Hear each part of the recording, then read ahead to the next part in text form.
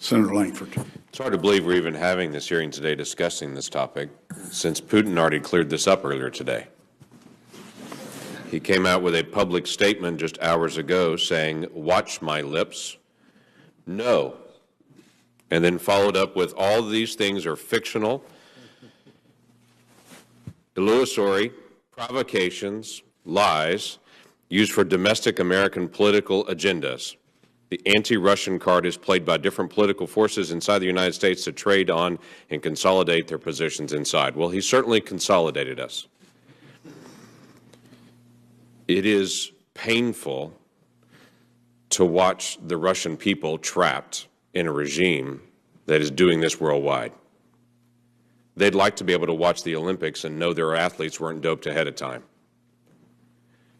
They would like to believe their own news when the Russians proclaim we're not in Ukraine and we're not in Syria, and they are, and it'd be nice if we could, as he said, watch my lips and know that he's not trying to deceive our audiences. My question is, first, why did he think he could get away with it this time? This is not new for the Russians. They've done this for a long time across Europe, but it was much more engaging this time in our election. Why now? Mr. Watts. I think this answer is very simple and is what no one is really saying in this room, which is part of the reason active measures have worked in this U.S. election is because the commander-in-chief has used Russian active measures at time against his opponents. On 14 August 2016, his campaign chairman, after a debunked incident— When you say his, who's his? Paul Manafort. Okay. Cited the fake Incirlik story as a terrorist attack on CNN, and he used it as a talking point. On 11 October, President Trump stood on a stage and cited what appears to be a fake news story from Sputnik News that disappeared from the Internet. He denies the intel from the United States about Russia. He claimed that the election could be rigged. That was the #1 theme pushed by RT, Sputnik News, white outlets all the way up until the election. He's made claims of voter fraud, that President Obama is not a citizen, that, Congressman Cruz is not a citizen. So part of the reason active measures works, and it does today in terms of Trump Tower being wiretapped, is because they parrot the same lines.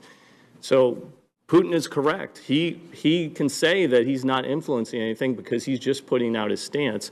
But until we get a firm basis on fact and fiction in our own country, get some agreement about the facts, whether it be, do I support the intelligence community or a story I read on my Twitter feed, we're going to have a big problem. I can tell you right now today, gray outlets that are Soviet-pushing accounts tweet at President Trump during high volumes when they know he's online, and they push conspiracy theories.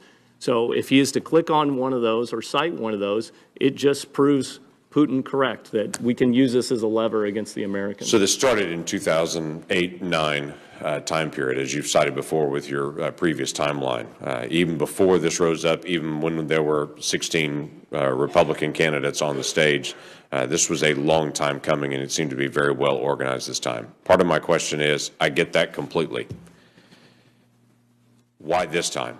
They look to be more prepared. Probing, evaluating states, trying to get into voter records, trying to be more active in the process. They have plausible deniability. If you wanted to run this during the Cold War, you would have had to put agents inside the United States. They would have been stalked by counterintelligence professionals. They would have been run down. You couldn't have gained an audience on a communist newspaper, for example. Today, you can create the content, gain the audience, build the bots, pick out the election and even the voters that are valued the most in swing states, and actually insert the right content in a deliberate period. They pre-planned it. They were based a year and a half out. They're doing it today on the European elections. And here's the other thing that needs to come up. They try all messages. We've been very focused on, our presidential election. The Republicans, tend to come up. But the Democrats, they were there too. They were with Bernie Sanders supporters trying to influence them in different directions. So they play all sides.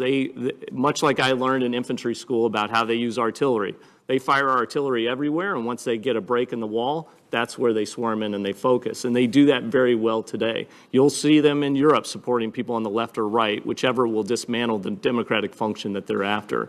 So I think the important point moving forward is we have to educate our public and even our institutions. And the mainstream media is right to be taking some on the chin right now. They've fallen for a lot of these fake news stories. They've amplified it, and they've not gone back and done good fact-checking.